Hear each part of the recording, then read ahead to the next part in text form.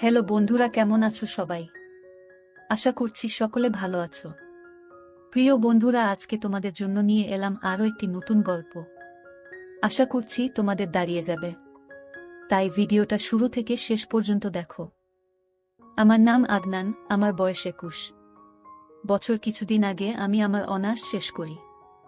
আমার পরিবারে আমার মা ওড়িশা খান, আমার বাবা আফজাল খান, বাবার মা এবং মায়ের মা আমাদের সাথেই থাকতেন। আমার বাবা মায়ের বয়সের মধ্যে অনেক ব্যবধান। আমার বাবার বয়স 63 বছর, আমার মায়ের বয়স মাত্র 39 বছর। কিন্তু আমার মাকে দেখলে বলা যাবে না যে আমার মায়ের 21 বছর এর একটা ছেলে আছে আর 3 বছরের একটা মেয়ে আছে, যার নাম রিনা।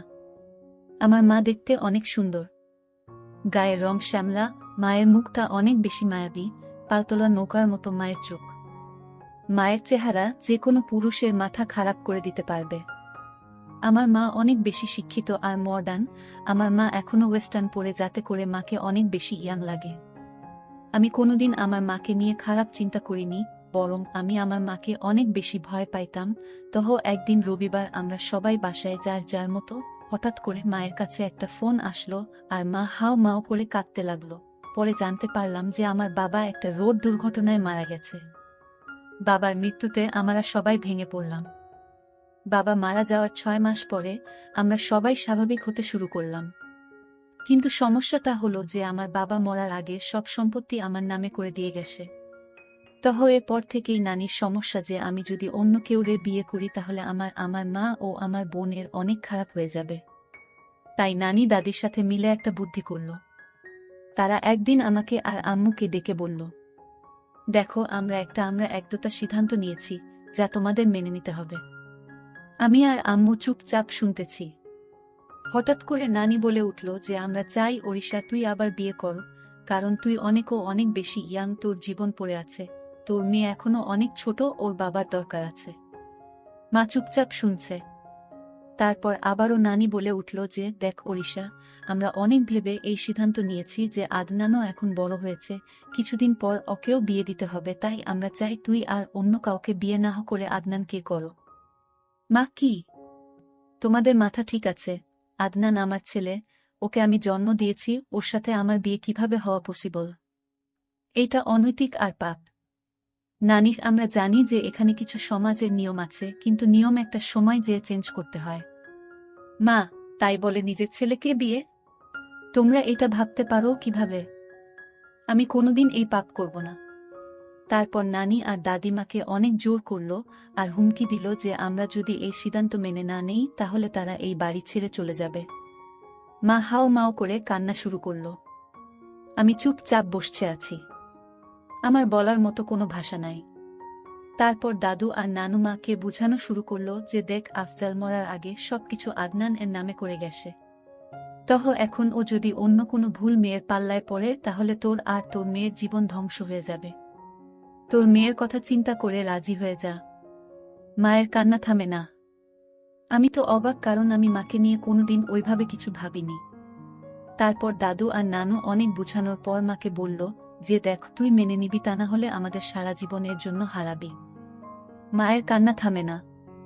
তারপর আমাকে দাদু নানু জিজ্ঞেস করল, তোর কোনো আপত্তি আছে? আমি দাদু আর নানুকে অনেক ভয় পাইতাম, তাই তাদের উপরে কোনো কথা না বলে চুপচাপ করে রইলাম। অনেক জড়াজড়ির পর তারা মাকে রাজি করাল। তারপর যে যার রুমে চলে গেল। আমি রুমে যেয়ে ভাবতেছি, এইটা কিভাবে সম্ভব? আমার জন্মদাত্রী মায়ের সাথে আমার বিয়ে? মানুষ কি বলবে? আমি আমার বন্ধুদের মুখ দেখাবো কিভাবে? মাথা অনেক কিছু ঘুরতে লাগলো। নিজেকে কোনোভাবেই স্থির রাখতে পারতেছিলাম না। আমি আমার মাকে অনেক ভালোবাসতাম আর সম্মান করতাম। আমি কোনোদিন আমার মাকে নিয়ে খারাপ কিছু চিন্তা করি নাই।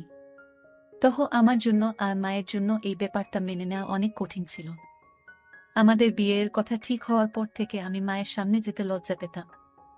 মা ও আমাকে আগের মতো বকাঝকা করত না। আমাকে দেখলে মাথা নিচু করে নিজের কাজ করত। নানু আর দাদু আমাদের বিয়ের দিন ঠিক করল 7 দিন পরে। আমি আর মা দুইজন অনেক বেশি মন মরা হয়েছিলাম। তারপর একদিন মা আমার কাছে এসে বলল, আদনান, তুই কি বিয়েতে রাজি? আমি বললাম, আম্মু, আমি আর কোনো রাস্তা না দেখে হা বলেছি। মা, হ্যাঁ রে, আমার জন্য তোর জীবনটা ও নষ্ট করে দিল। কি আর করব আম্মু, আমাদের কাছে আর রাস্তা নাই। তুমি জাস্ট মন মরা হয়ে থেকো না। তুমি মন মরা হয়ে থাকলে আমার ভালো লাগে না। তুই জানোস, স্বামী স্ত্রী এর সম্পর্কের মধ্যে আর মা ছেলের এর সম্পর্কের মধ্যে যে আকাশ পাতাল তফাৎ। একটা মা ছেলে হয়ে আমাদের ওইগুলা করতে হবে যা একটা স্বামী স্ত্রী। আমি তোকে আর আগের মতো শাসন করতে পারবো না, কারণ তুই হয়ে যাবি আমার স্বামী। তখন আমার ছেলে থাকবি না। আম্মু, আমি সারা জীবন তোমার ছেলেই থাকব। আর এই বিয়ে হচ্ছে একটা কাগজি বিয়ে মাত্র। আমরা সারা জীবন মা ছেলেই থাকব, আর তুমি আমাকে যখন ইচ্ছা যেভাবে ইচ্ছা শাসন কইরো।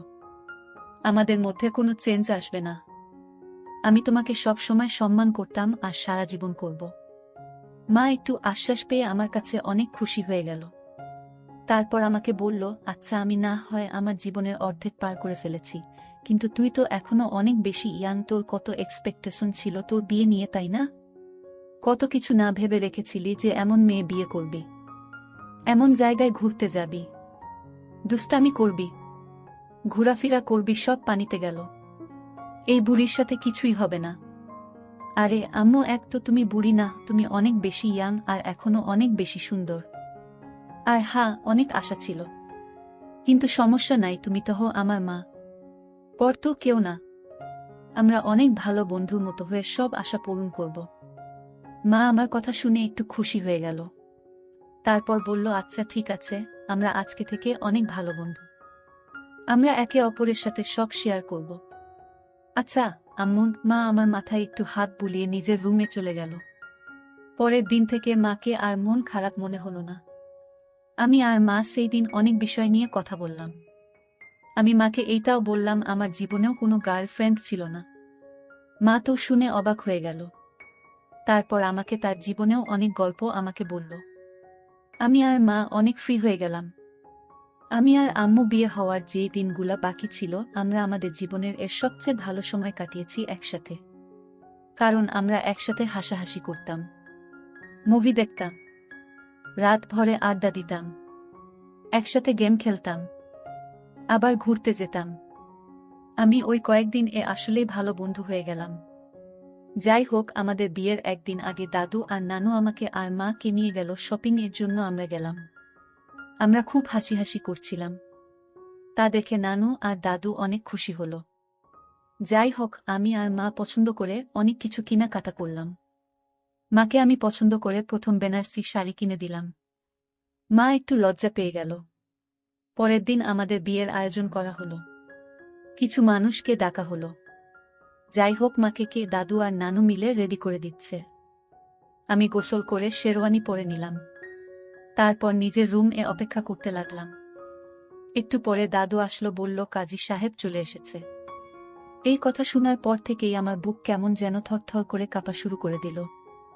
কারণ আজকে আমার বিয়ে হতে যাচ্ছে, তাও আবার আমার নিজের মায়ের সাথে। আমি খুব বেশি ভয়ে ছিলাম। রুম থেকে বের হয়ে দেখলাম মা আগে থেকে টেবিলের মধ্যে বসে আছে।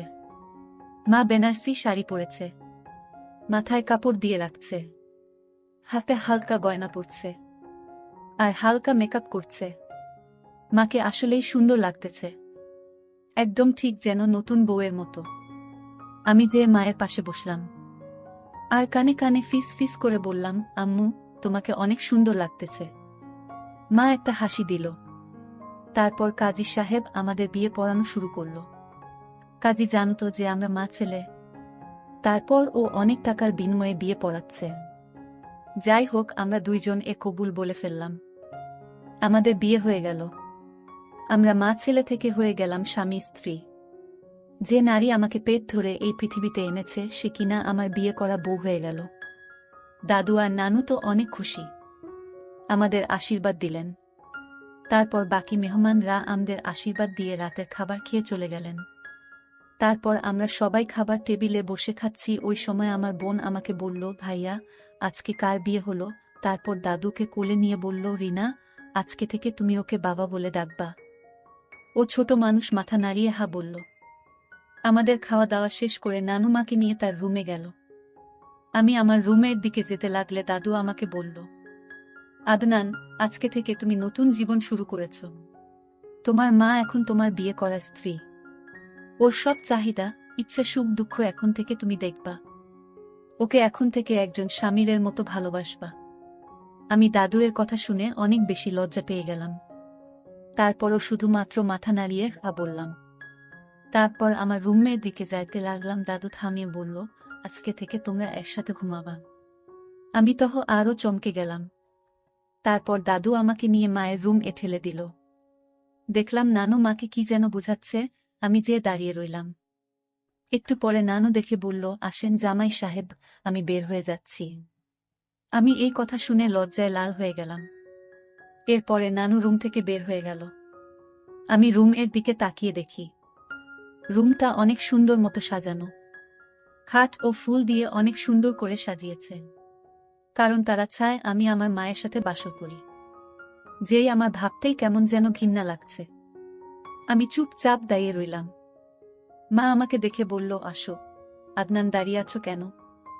আমি মায়ের কথা শুনে যে খাটের মধ্যে বসলাম। তারপর মাকে বললাম, দেখছো মাম্মি তারা কি করেছে? রুমের অবস্থা। তাদের মাথায় আসলেই ঝামেলা আছে। আরে বইল না, আমাকে যে কত কিছু বলল, কিভাবে কি করতে হবে। তারা আসলেই ভাবছে যে আমরা মা ছেলে হয়ে এগুলা করব। হ্যাঁ, যত সব ফালতু। যাক, বাদ দাও। এখন থেকে আমাদের এক রুমে ঘুমাতে হবে। তোমার কি কোনো প্রবলেম হবে মাম্মি? না, প্রবলেম হবে কেন? তুমি তো ছোটবেলায় আমার সাথেই ঘুমাইতা। আর এখন তুমি থাকলে ভালোই হবে, ঘুম না আসলে আড্ডা দেয়া যাবে। যাক, তাহলে ভালো। তো আজকে কেমন লাগলো মাম্মি? সত্যি বলতে না, আমার অনেক ভালোই লেগেছে।